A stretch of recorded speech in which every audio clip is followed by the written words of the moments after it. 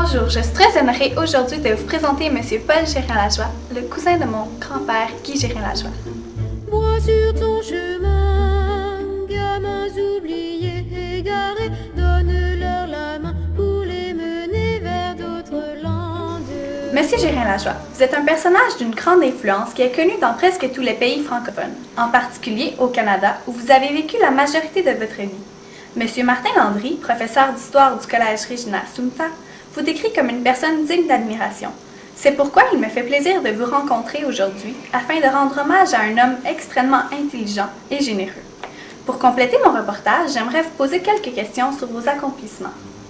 Bonheurs enfantins, trop vite oubliés, effacés, une lumière dorée brille sans fin tout au bout du chemin. Monsieur Gérin-Lajoie, qu'est-ce qui vous a amené à être si passionné envers l'éducation envers les jeunes? Faut dire que ça a commencé pendant ma première jeunesse, alors que j'étais moi-même au collège, j'étais à Brébeuf. J'ai été directeur du journal Brébeuf, alors je m'intéressais à la vie étudiante. Et plus tard, eh bien, les circonstances ont voulu que je travaille avec des représentants des collèges classiques, des commissions scolaires, etc. Et de cette façon, j'en suis venu à développer un intérêt, une connaissance particulière à l'égard des jeunes aux études et de tout le système d'éducation. Bonheurs enfantins, trop vite oubliés, effacés, une lumière dorée brille sans fin tout au bout du chemin.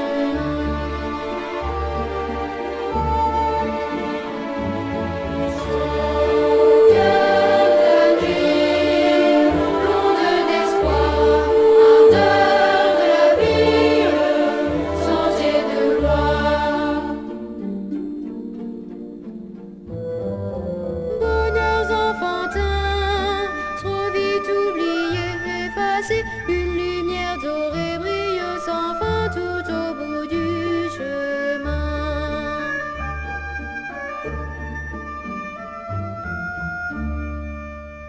Y a-t-il des choses que vous souhaiteriez voir améliorer dans le système d'éducation actuel du Québec?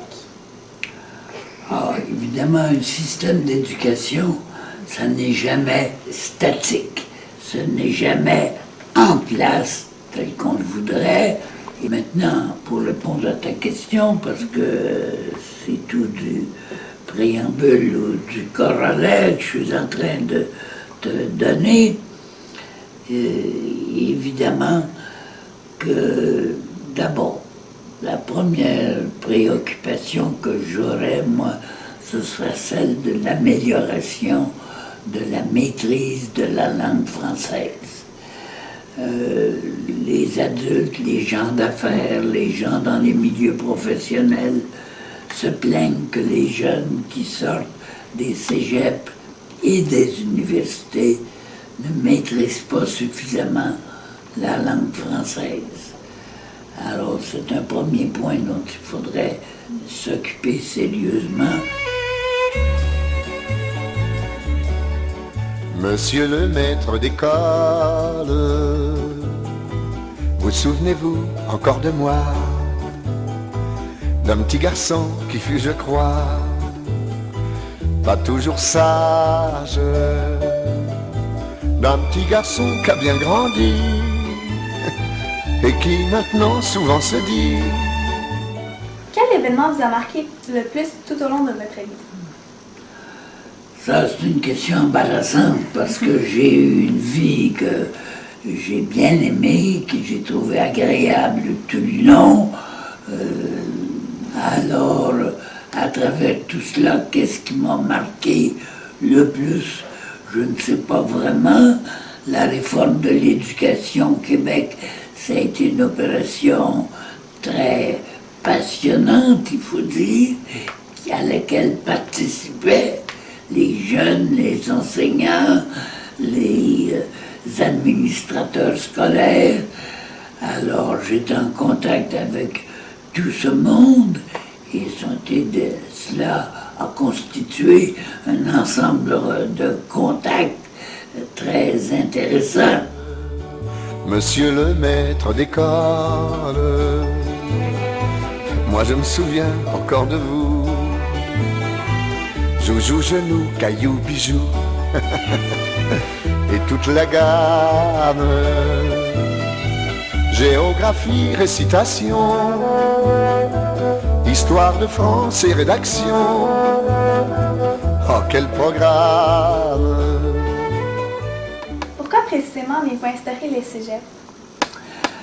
Ah, les cégeps, d'abord, c'est venu sur la recommandation d'une commission d'enquête qui a étudié pendant 4 ans, je pense, tout le système d'éducation du Québec qui est allé voir ce qui se passait ailleurs. Et le cégep a été proposé et mis en place pour faire le passage de l'école secondaire publique ou privée, quand il y en a, et l'université. C'est un tampon, c'est plutôt un lien, un trait d'union entre l'école secondaire ou le cours secondaire et l'université elle-même. Malgré le temps qui s'envole, il n'en est pas moins vrai que les souvenirs d'école ne s'oublient jamais. Monsieur le maître d'école, je n'oublierai jamais le jour. C'était pendant le dernier cours, dernier bagage, quand j'ai senti poser sur moi votre main qui me disait tout bas, fais bon voyage. Plus tard, lorsque je suis devenu président de l'Agence canadienne de développement international, connue sous le petit nom de l'ACDI, moi j'ai voyagé à travers le monde entier, et évidemment que sur chaque pays, j'ai retenu des expériences, parfois des anecdotes, parfois des grandes choses qui m'ont bien marqué. Si c'est vrai qu'il y a des gens qui s'aiment, si les enfants sont tous les mêmes, alors il faudra leur dire. J'en ai tiré évidemment beaucoup de leçons. C'est pour cela qu'aujourd'hui, alors que j'ai heureusement la santé pour continuer d'être actif, je suis président du conseil d'une fondation qui a été établie à mon nom, la fondation Paul Gérin-Lajoie, qui s'occupe, tu vas reconnaître, des intérêts que j'ai développés au cours de ma carrière assez diversifiée. On s'occupe d'éducation, et d'éducation surtout dans les pays les plus pauvres du monde. Alors, voilà un petit peu un survol de ce que j'ai fait et où j'en suis aujourd'hui. D'où vous est venue l'idée de la dictée PGL? Ah, tu sais, dans la vie, il y a des choses qui nous arrivent à l'esprit, on ne sait pas trop pourquoi.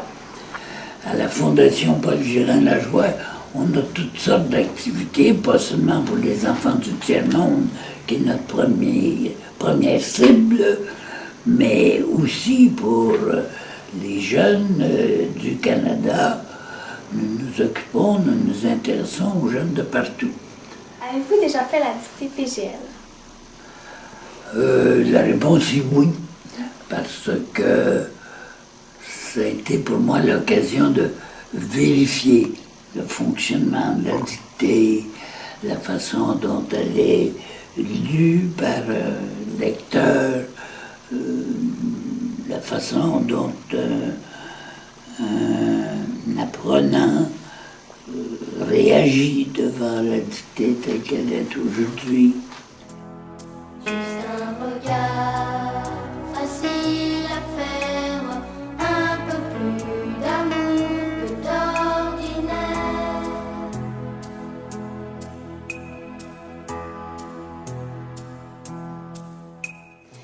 Premièrement, que diriez-vous à un jeune pour le convaincre de ne pas abandonner l'école après le secondaire?